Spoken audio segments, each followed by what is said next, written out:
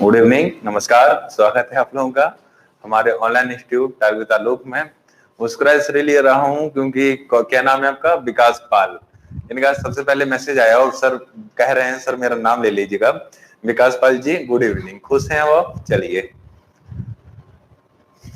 अच्छा काम करो ऐसा कि खुद नाम हो जाए। बहुत से सर पीडीएफ सेंड कर दीजिएगा। पीडीएफ अभी तो सेंड नहीं हो पाएगी, ठीक ना? कुछ दिन और रुकिएगा, मैटर टाइप हो जाएगा, उसके बाद कर देंगे हम, ठीक ना?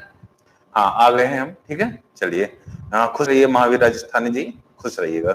चलिए बात करते हैं आज के टॉपिक पर। इकोनॉमी का आज का जो टॉपिक है आपका, और इस टॉपिक का नाम है बैंकिंग। मैं आपको 2 दिन में बैंकिंग पढ़ाऊंगा। आज मैं बैंक से संबंधित जो इंपॉर्टेंट रेट है यानी दर है, उन दरों के बारे में चर्चा करूंगा। बहुत ज्यादा मात्रा में करंट अफेयर्स का टॉपिक होता है, बहुत ज्यादा मात्रा में दरें पूछी जाती। बैंक दर क्या है, रेपो दर क्या है, रिवर्स रेपो दर क्या है, सीएसआर क्या है, एसएसएलआर क्या है, ठीक ना? ये सारे ऐसे क्वेश्चन बनते हैं यहाँ से। तो आज हम लोग जो बैंक प्रणाली, हमारी जो बैंकिंग है, उस बैंकिंग की हम दरों को देखेंगे। कौन किस प्रकार की कौन कौन सी दरें होती हैं, ठीक ना? ठीक ना? चलिए आगे बढ़ा जाए।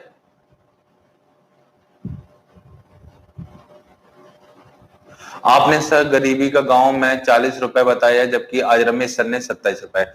मैंने 40 रुपए नहीं बताया है, मैंने समझाने के लिए बताया था। मैंने इसलिए कोई आंकड़ा नहीं दिया था क्योंकि आंकड़ों को लेकर मतभेद हो जाता है। मैंने कोई आंकड़ा नहीं दिया था। मैंने गांव में 40 रुपए और शहर में 60 रुपए, केवल मैंने वो समझाने के लिए कहा था। मैंने, आप पूरा वीडियो देखिएगा अच्छे से, मैंने एक ही नहीं कहा है कि गांव में इतना रुपए माना गया। मैंने सिर्फ आपको उदाहरण दिया था कि एक जगह का 40 और ये 27 ही है। सर ने जो बताया है गांव में वो 27 ही है, ठीक ना? हाँ वो 27 है, वो 27 है, गांव के लेवल पे 27 है, ठीक ना? सर ने खुद बताया था कि एज ए इसे बता रहा हूं, 27 ही है, ठीक ना? मैंने आपको कोई आंकड़ा नहीं बताया, आप अच्छे से वीडियो देखिएगा। मैंने कोई आंकड़ा नहीं बताया आपको, बल्कि मैंने सिर्फ आपसे एक मैंने मान लिया था कि मान लीजिए 40 रुपए, ठीक ना? मैंने सिर्फ माना था, मैंने आंकड़ा नहीं बताया था। चलिए आंकड़ा आंकड़ा देखिएगा। आंकड़े में क्या होती है, कई बार समस्या हो जाती है, समस्या हो जाती है। आंकड़ा आए दिन बदलता रहता है। रंगराजन समिति और आपकी तेंदुलकर समिति, दोनों ने अलग अलग प्रकार के आंकड़े दिए थे। चलिए आगे बढ़ा जाए। बैंक पढ़ते हैं, बैंकिंग प्रणाली।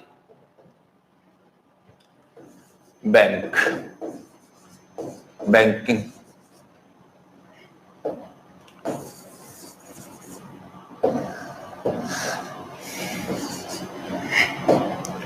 बैंकिंग प्रणाली का जो सबसे पहले हमें पढ़ना है क्या है, बैंकिंग। बैंक से संबंधित जो दर होती है, दरों को जानना है। तो पहली दर है रेपो रेट, रेपो दर। रेपो दर क्या होती है? एक हमारा आरबीआई है और दूसरी हमारी बैंक है। आरबीआई है और एक साइड क्या है, एक साइड हमारी बैंक है। तो होता क्या है कि जो हमारी बैंकें होती हैं, होता क्या है, पहली बात तो जो आरबीआई है, आरबीआई को बैंकों का बैंक कहा जाता है। आरबीआई को क्या कहा जाता है? आरबीआई को बैंकों का बैंक कहा जाता है। अब समझिएगा रेपो दर होती क्या है। वह दर जिस पर रिजर्व बैंक वाणिज्यिक बैंकों को, रिजर्व बैंक जो बैंक हैं, अन्य बैंक हैं, कॉमर्शियल बैंक है, वाणिज्यिक बैंक है, कॉमर्शियल। जो आरबीआई है वो कॉमर्शियल बैंकों को अल्पकाल के लिए धन उधार देती है, अल्पकाल के लिए धन उधार देती है। तो जिस दर पर धन उधार देती है अल्पकाल के लिए, और अल्पकाल का मतलब कितने समय से होता है, तो अल्पकाल का अर्थ होता है 14 दिन से। कितने दिन से? 14 दिन। यदि आरबीआई किसी बैंक को 14 दिन के लिए धन उधार देती है, धन उधार देती है, तो वो जो धन उधार देगी उस पर वो कुछ ना कुछ ब्याज की एक दर लगाती है। उसी दर को रेपो दर कहते हैं। उसी दर को क्या कहते हैं? रेपो दर कहते हैं। अब क्वेश्चन ये है कि कोई भी बैंक रिजर्व बैंक से उधार क्यों लेगा? तो बैंकों के पास रुपए का जब अभाव हो जाता है, जब अभाव हो जाता है तो बैंक क्या करती हैं, बैंकों के बैंक यानी रिजर्व बैंक से धन क्या ले लेती हैं? उधार ले लेती हैं, ठीक ना? समझ में आई बात? चलिएगा अब देखिएगा, जो बैंक रेपो दर है, वर्तमान समय में जो रेपो दर है वो 5.75 है। कितना है? 5.75 है। पहले 6 था, ठीक ना? 0.25 क्या हो गया? कम हो गया। तो वर्तमान समय में जो रेपो दर है वो कितनी है? 5.75। 5 दशमलव कितना है? तो 5.75% है। आपसे सीधा सीधा पूछा जाता है क्वेश्चन। कैसे पूछेगा? एक तो आंकड़ा पूछेगा कि वर्तमान समय में रेपो दर कितनी है, ठीक ना। दूसरा ये पूछ लेता है कि रेपो दर क्या है। तो आरबीआई अपने जो कॉमर्शियल बैंक हैं उनको अल्पकाल के लिए धन उधार देता है, और अल्पकाल यानी कितना, 14 दिन के लिए धन उधार देता है, और उस धन पर जो वो ब्याज लेता है, जो रेट लेता है, उसी रेट को नाम दिया जाता है रेपो दर। क्या नाम दिया जाता है उसको? उसको नाम दिया जाता है रेपो दर। दूसरा देखिएगा, अब एक दूसरा शब्द आया, और दूसरा शब्द आया रिवर्स रेपो दर। दूसरा शब्द क्या आएगा? रिवर्स रेपो दर। दूसरा शब्द क्या आया? तो दूसरा शब्द आया रिवर्स रेपो दर। अब रेपो दर क्या थी? आरबीआई वाणिज्यिक बैंकों को धन उधार देता है। रिवर्स का मतलब विपरीत हो जाना चाहिए, यानी जब बैंकों के पास पैसे की अधिकता हो जाती है तो ये बैंकें क्या करती हैं, रिजर्व बैंक के पास क्या करती हैं, एडवांस में कुछ पैसा जमा कर देती हैं। कुछ पैसा क्या कर देती हैं? जमा कर देती हैं। और जब पैसा जमा करती हैं तो उस जमा पैसे पर इनको रिजर्व बैंक कुछ ना कुछ ब्याज देती है, और जिस दर पर वो ब्याज इनको देती है वह दर रिवर्स रेपो रेट कहलाती है। क्या कहलाती है? Reverse repo rate. जस्ट विपरीत है, ठीक ना, जस्ट विपरीत है। रेपो रेट में क्या है? तो रेपो रेट में ये है कि जो आरबीआई है वो कॉमर्शियल बैंकों को 14 दिन के लिए धन उधार देंगी, ठीक ना, और इसका रिवर्स कर देंगे तो अभी धन उधार कौन दे रहा है? आरबीआई। अब ऐसा हो गया रिवर्स रेपो दर में कि जब बैंकों के पास पैसे की अधिकता हो जाती है, पैसे की अधिकता हो जाती तो वह क्या करती हैं, अपना पैसा आरबीआई के पास जमा कर देती हैं। और जब वो अपना पैसा आरबीआई के पास जमा करती हैं तो उन्हें उस जमे की हुए जो उन्होंने पैसा जमा किया है उस पैसे पर उन्हें कुछ ना कुछ क्या मिलता है? इंटरेस्ट मिलता है, कुछ ना कुछ ब्याज मिलता है। और वो ब्याज की जो दर होती है उसी दर को क्या नाम दिया जाता है? उसी दर को नाम दिया जाता है रिवर्स रेपो दर। क्या नाम दिया जाता है? उसी को नाम दिया जाता है रिवर्स रेपो दर। और वर्तमान समय में जो आपकी रिवर्स रेपो दर है वो 5.5 है।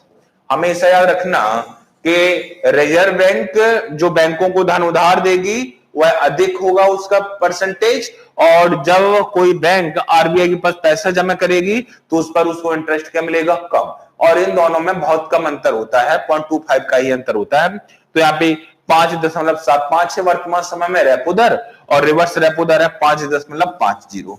कितना है? 5.50% है, ठीक है ना। इतनी बात समझ में आई? चलिए, अगर इतनी बात समझ में आ गई तो आगे बढ़ते हैं। याद रखिएगा, रेपो दर और रिवर्स रेपो दर बहुत ज्यादा मात्रा में पूछी जाती है, बहुत ज्यादा मात्रा में पूछी जाती है। हाँ बताइएगा, ठीक है ना। हाँ जीएसटी में पढ़ाऊंगा मैंने कहा बाबू, हर एक चीज का समय होता है। हाँ वही दर, ठीक ना, ठीक ना, ठीक ना। चलिए ठीक है, मजा आ रहा है पढ़ने में। चलिए देखते हैं, आगे देखते हैं। तो दो दर हो गई आपकी, एक का नाम है बैंक रिवर्स दर और एक का नाम है रेपो दर। एक और होता है जिसका नाम है एमएसएफ। एक दर है आपकी और इस दर का जो नाम है वो है एमएसएफ। एमएसएफ ये भी एक दर होती है, और एमएसएफ का जो फुल फॉर्म है वो है मर्जेंस स्टैंडिंग फैसिलिटी, ठीक ना। तो आपको बस एमएसएफ ही याद रखना है।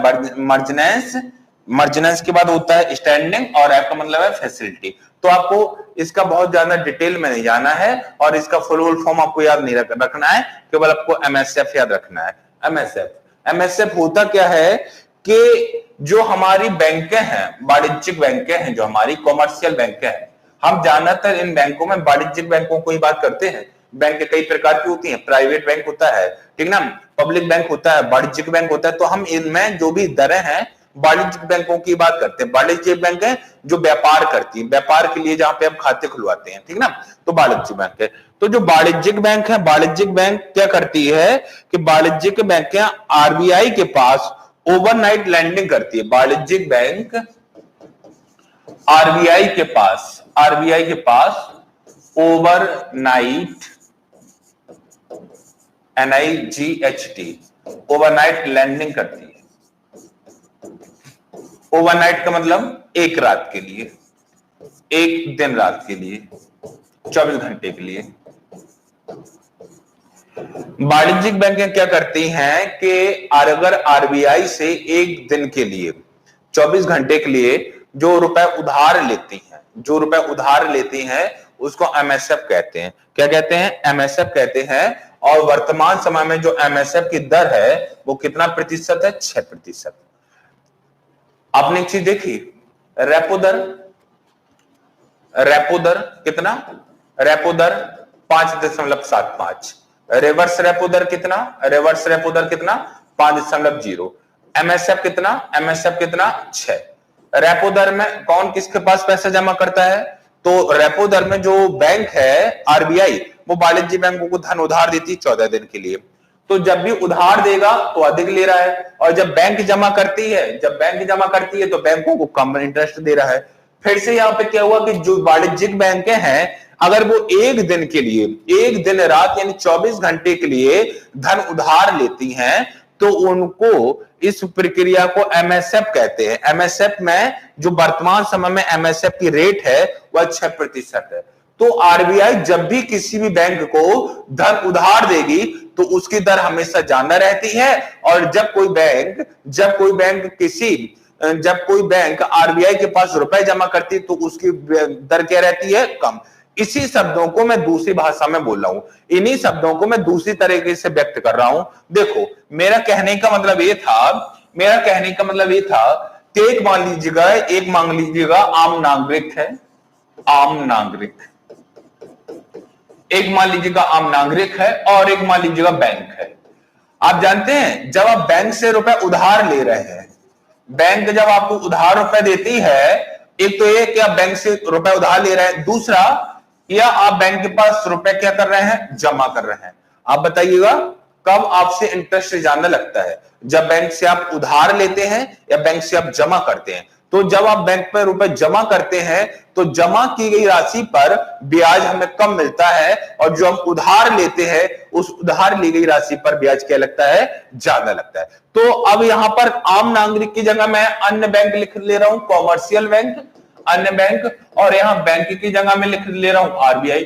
तो आरबीआई से जब भी कोई बैंक रुपए उधार लेगी, जब भी कोई बैंक आरबीआई से उधार पैसे लेगी तो आरबीआई क्या करेगी? उसकी दर हमेशा ज्यादा रखती है। और जब भी कोई बैंक आरबीआई के पास अपना पैसा जमा करती है तो जमा की गई राशि पर आरबीआई उसको इंटरेस्ट क्या देती है? कम देती है। ये बात याद रखना। क्वेश्चन पूछता है, कैसे पूछता है?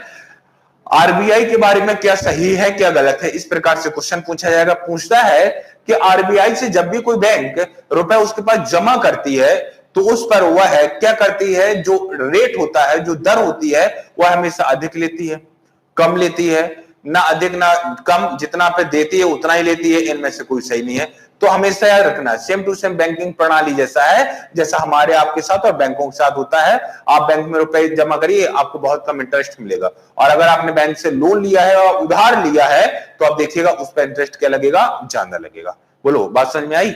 बात समझ में आई?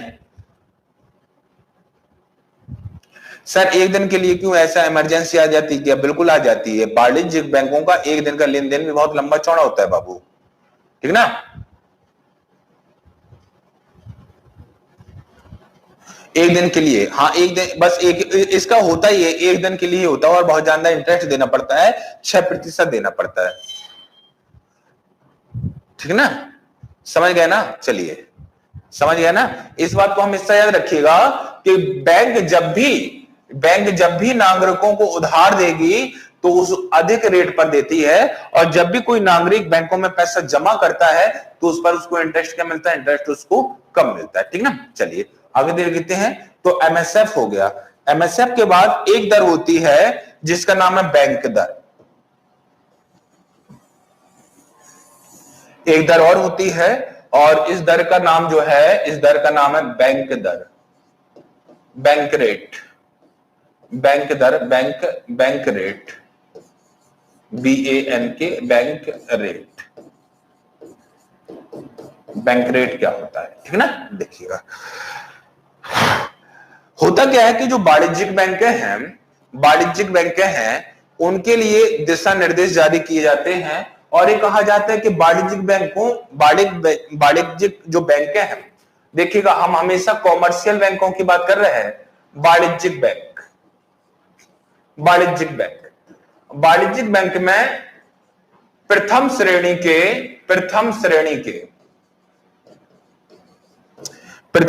के क्या होते हैं? वाणिज्यिक बिल होते हैं। वाणिज्यिक बिल, ये वाणिज्यिक बिल क्या होते हैं? वाणिज्यिक बिल ऐसे बिलों को कहा जाता है जिसे आप कहीं भी दिखाएंगे आपको उसके बदले पैसा मिल जाएगा। यानी किसी बैंक के द्वारा एक प्रकार का चेक समझ लीजिएगा, किसी भी बैंक के द्वारा एक आपके लिए वाणिज्यिक बिल पेश किया गया, इस वाणिज्यिक बिल पर कुछ पैसा लिखा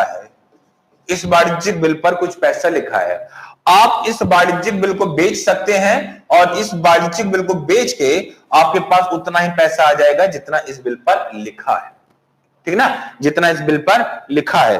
तो है क्या, इसके अंतर्गत रिजर्व बैंक वाणिज्यिक बैंकों को वाणिज्यिक बिल जारी करती है। वाणिज्यिक बिल जब प्रथम श्रेणी के माने जाते हैं जब उन पर लिखी गई धनराशि को प्राप्ति हो जाती, लिखी हुई धनराशि की प्राप्ति हो जाती है इस बिल को बेचने के बाद। यदि इस बिल को बेचने के बाद जितनी इस पे धनराशि लिखी है वह धनराशि प्राप्त ना हो तो इनको हम प्रथम श्रेणी के वाणिज्यिक बिल नहीं मानते। समझना थोड़ा कठिन है। हमने कहा कि एक बैंक है, बैंक ने अपना एक बिल आपको दिया, वाणिज्यिक बिल नाम दिया, उस वाणिज्यिक बिल पे कुछ पैसा लिखा है। आप मार्केट में किसी को भी अन्य किसी बैंक के पास जाइएगा, आप उसको दिखाइएगा, वो क्या करेगा, उसको रख लेगा और आपको उसके बदले जितना उस पे राशि लिखा है वो राशि क्या दे देगा, आपको दे देगा, ठीक ना। अगर 5,000 लिखा है तो 5,000 दे देगा, 10,000 मूल्य उसका तो 10,000 दे देगा। तो यदि किसी बिल पर जो धनराशि लिखी है वह धनराशि प्राप्त हो जाती है तो ऐसे बिलों को वाणिज्यिक बिल कहते हैं। और कौन से वाणिज्यिक बिल? प्रथम श्रेणी के वाणिज्यिक बिल, वाणिज्यिक बिल नहीं, प्रथम श्रेणी के वाणिज्यिक बिल कहते हैं। जो प्रथम श्रेणी के वाणिज्यिक बिल होते हैं इनसे आप किसी भी प्रकार की खरीदारी कर सकते हैं, और इन्हीं वाणिज्यिक बिलों पर क्या होता है, एक इन पर दर लिखी रहती है, उस दर को ही क्या नाम दिया जाता है? बैंक दर। बैंक दर कितनी है, क्या है, इस बारे में अनुमान नहीं लगाया जा सकता। ये डिपेंड करता है कि आप किस बैंक का बिल लिए हैं। जिस बैंक का आप वाणिज्यिक बिल लिए होंगे उसी प्रकार होगा। प्राइवेट बैंक होगी ज्यादा इंटरेस्ट देना पड़ेगा, गवर्नमेंट बैंक होगी कम इंटरेस्ट देना पड़ेगा, ठीक ना। देखते हैं ना कि हम लोन लेते हैं आप यदि प्राइवेट बैंक से, जैसे कोटक महिंद्रा है या जो भी है, आईसीआईसीआई है, आईसीआईसीआई तो एक आपकी कॉमर्शियल बैंक है, जैसे कोटक महिंद्रा होगी प्राइवेट बैंक। तो आप प्राइवेट बैंक से जब भी आप लोन लेंगे तो आप देखिएगा आपको जो लोन का इंटरेस्ट होगा वह अधिक होगा। यदि आप सरकारी बैंक से लेंगे तो जो लोन का इंटरेस्ट होगा वो क्या होगा? कम होगा।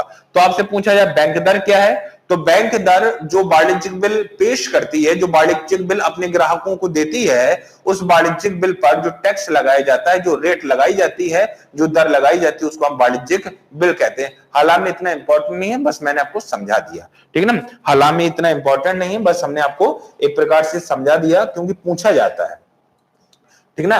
अगली एक दर और है, इसको भी देख लीजिएगा। एक दर है और इस दर का नाम है टीजर दर। टीजर दर, टीजर रेट। टीजर दर क्या होती है? कोई भी बैंक है, यह बैंक ग्राहकों को लुभाने के लिए, ग्राहकों को आकर्षित करने के लिए एक दर जारी करती है, उसी दर को हम क्या बोलते हैं? टीजर दर। बैंक के द्वारा ग्राहकों को आकर्षित करने के लिए, आकर्षित करने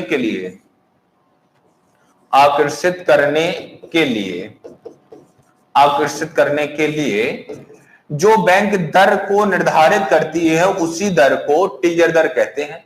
अब आप बताइएगा कि यदि कोई बैंक ग्राहकों को अपनी ओर आकर्षित करना चाहती है तो वह जो दर होगी उसको टीजर दर बोल देंगे, जिस दर पे आकर्षित करेगी। टीजर दर कैसी होनी चाहिए, कम होनी चाहिए या अधिक, तो कम होनी चाहिए। यदि टीजर दर जो कम होगी तभी ग्राहकों को आकर्षित कर पाएगी। अगर टीजर दर आपने उच्च रखी तो नहीं होगी। जैसे देखिएगा आजकल एक प्रचार का चल रहा है, मैंने खुद होर्डिंग पे लिखा हुआ देखा है, मात्र 1 रुपए में एसी ले जाइएगा, 1 रुपए जमा कीजिएगा एसी ले जाइएगा। तो उसकी एक नीति है, बैंक वाले की नीति है कि 1 रुपए, हर कोई सोच रहा है ना भाई 1 रुपए में कैसे एसी मिल रहा है, जाएगा तो क्या कर रहा है, आकर्षित कर रहा है। तो आकर्षित करने वाली जो दर होती है बैंक की, अपने ग्राहकों को आकर्षित करने की जो दर है, उसी दर को नाम दिया जाता है टीजर दर। और टीजर दर हमेशा क्या रहती है, कम रहती है। बाद में क्या करती है, जब बैंक ग्राहकों को अपने पास बुला लेती है तो क्या करती है, थोड़ी थोड़ी मात्रा में उस टीजर दर को क्या करती है, बढ़ा देती है। थोड़ी थोड़ी मात्रा में उस टीजर दर को बढ़ा देती है। तो टीजर दर को बढ़ाया जा सकता है, आप उसमें इन्वॉल्व हो जाएंगे। बैंक वाला चाहेगा, उसमें नीचे लिखा रहेगा टर्म एंड कंडीशन, शर्तें एवं नियम, ठीक है ना, तो उसमें लिखा रहता है कानून, उसके लिखे रहते नियम, कभी भी टीजर दर को बढ़ाया जा सकता है और वास्तव में बढ़ जाती है। लुभाने के लिए शुरुआत में आपको कम आपको इंटरेस्ट देना पड़ेगा, बाद में आपका इंटरेस्ट क्या हो जाएगा, बढ़ा दिया जाएगा। बोलो समझ में आ रही है ना, थोड़ी कठिन कठिन है।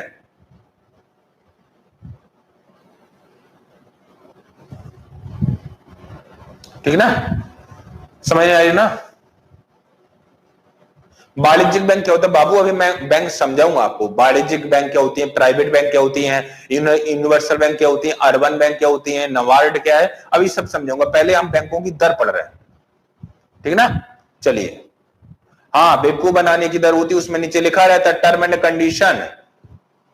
हाँ, और इतना छोटा लिखा होता है कि आप देख भी नहीं सकते उसको, देख भी बहुत छोटा लिखा होता है, टर्म एंड कंडीशन, ठीक ना, टर्म एंड कंडीशन उसमें लिखा रहता है। तो ये हो गई आपकी कौन सी दर, तो ये आपकी है टीजर दर। जानते हैं अमेरिका में 2008-9 में वित्तीय संकट आ गया था, और उस वित्तीय संकट का आने का कारण टीजर दर ही थी। अमेरिका की जो बैंक थी उन्होंने ग्राहकों को पहले तो लुभाने के लिए टीजर दर निकाली, बहुत सस्ते सस्ते दामों पर लोन दे दिया, फिर उस लोन की दर को बढ़ा दिया। तो लोग बागों ने लोन की जो दर थी, उस दर को, लोन जो था जिस ब्याज पे था उसको देने से मना कर दिया, जिस कारण से वित्तीय संकट आ गया। समझ रहे ना। चलिए, ठीक ना। चलिए, एक और है, इसको भी देख लीजिएगा, तो आपका जो एग्जाम की तैयारी कर रहे हैं वो आपका कंप्लीट हो जाएगा। CSR क्या है, CSR cash reserve, CRR cash reserve ratio, ठीक ना। कैश मतलब नगद आरक्षण अनुपात। नगद आरक्षण अनुपात क्या होता है, नगद आरक्षण अनुपात ये होता है कि जो हमारे औद्योगिक घराने हैं, कॉरपोरेशन वाले जो हमारे घराने हैं, उन घरानों की जो वार्षिक इनकम है उस इनकम पे लगाया जाता है, ठीक ना, जिसको हम CRR कहते हैं। सरकार लगाती है, और सरकार जो हमारे कॉरपोरेट जो हमारे कॉरपोरेट घराने हैं, उन कॉरपोरेट घरानों पे लगाती है, जो हमारे औद्योगिक घराने, उन औद्योगिक घरानों पे लगाती है, और कहती है कि आपको अपनी वार्षिक आय का कुछ ना कुछ प्रतिशत क्या करना पड़ेगा, दान करना पड़ेगा, लोग बागों के लिए रिजर्व करना पड़ेगा। पहले इसकी न्यूनतम 3% का था, और मैक्सिमम में कितना था, 15% था। कि कोई भी व्यक्ति होगा जो औद्योगिक घराने जो हजारों करोड़ रुपए कमा रहे होंगे, 1000 करोड़ कमाने वाले जो औद्योगिक घराने हैं, उनको कम से कम 3% और अधिक से अधिक 15% क्या करने पड़ेगा, आपको एक अमाउंट देना पड़ेगा। उस अमाउंट को नाम दिया गया CRR, ठीक ना, कैश रिजर्व अनुपात, कैश रिजर्व रेशियो, नगद आरक्षण अनुपात। अब इसमें भी कई सारी चीजें हैं, इसमें कई सारी चीजें ऐसी हैं कि CRR कितना देना पड़ेगा, तो न्यूनतम था पहले 3 और मैक्सिमम तक था 15। अब 1000 करोड़, जो व्यक्ति 1000 करोड़ कमा रहा है, 1000 करोड़ वाले पर 3% लग रहा है, और 5000 करोड़ कमाने वाले व्यक्ति पर लग रहा है 5%। अब 10,000 करोड़ कमाने वाले व्यक्ति पर लग रहा है 15%, ठीक ना, 15%। इसमें बहुत ज्यादा भिन्नता आ रही थी। तो कॉर्पोरेट घराने क्या कर रहे थे, इस बात का विरोध कर रहे थे कि हमसे 3%, हम किसी से 15% ले रहा है, उनसे 3% ले रहा है। तो हमारी संसद ने एक अधिनियम पारित किया, और अधिनियम पारित करने के बाद इसकी जो दर है वो कितनी कर दी, 4%। अब चाहे कोई हो, चाहे 1000 करोड़ कमाने वाला, चाहे 5000 करोड़ कमाने वाला, उसको 4% CRR देना पड़ेगा। और इस CRR का उपयोग क्या होगा, इस CRR का उपयोग सार्वजनिक रूप से किया जाएगा, जनता के हित में किया जाएगा। CRR को केंद्र सरकार जनता के हित में लगाएगी, सार्वजनिक कार्यों में इसका उपयोग किया जाएगा। समझ में आ गई बात? तो ये आपका CRR है। क्या है ये आपका CRR है, CR लगाया जाता है औद्योगिक घरानों पर। वर्तमान समय में 4% है। और इस CRR का क्या होता है, ये जो पैसा मिला, नगद आरक्षण अनुपात से जो पैसा मिला, उस पैसे को सरकार क्या करती है, लोक हित में लगाती है, लोक कल्याणकारी सेवाओं में लगाती है। बोलो, समझ में आई बात?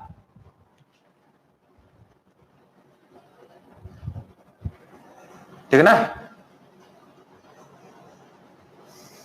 क्या बता दूं, फिर से बताइए, ठीक ना? मुकेश अंबानी कितना देता होगा? मुकेश अंबानी भारत का सबसे करोड़पति इंसान है। ऑल विश्व में बात की जाए तो 13वें स्थान पर है, 13वां स्थान है मुकेश अंबानी का। आप बताइएगा, अब मुकेश अंबानी से तो बड़ा कोई है नहीं भारत में, अमीरी के मामले में मुकेश अंबानी से तो कोई बड़ा नहीं है। तो मुकेश अंबानी से जब बड़ा नहीं है, तो जो मैक्सिमम रेट बनाया जाएगा वो मुकेश अंबानी के लिए ही बनाया जाएगा, ठीक ना? समझ में आई बात? कितने पैसे बैंकों को अपने पास कैश के रूप में रखना होता है? आप पता नहीं क्या लिख रहा है अंकित केसरा जी, ठीक ना, हो गया, ठीक ना? तो ये कुछ दरें थी जो हमने समझाई आपको, बैंक दर, ठीक ना, और उसके बाद हमने रेपो दर, रिवर्स रेपो दर, ठीक ना, CRR क्या होता है, टीजर दर क्या होती है, यही 5-6 दरें हैं जो आपसे बार बार वनडे एग्जाम में पूछी जाती है, ठीक है ना? अब कल मिलिएगा। तो भारत में बैंकिंग प्रणाली का विकास कब से माना जाता है? 1935 से। 1935 में भारत में पहली बार बैंकिंग का गठन हुआ, रिजर्व बैंक ऑफ इंडिया का गठन 1935 में हुआ। तो हम एक एक से जो बैंकों का निर्माण हुआ 1935 से लेकर आज तक, किन बैंकों का विलय हो गया, कौन सी बैंक हैं, तो सारी चीजें एक बार में हम लोग कल डिस्कस कर लेंगे, ठीक ना? तो आज यहीं रखते हैं, कल मिलते हैं। तो कल नेक्स्ट वीडियो में बैंकों के नेक्स्ट वीडियो में चर्चा करते हैं, ठीक है? तब तक के लिए थैंक यू, गुड नाइट।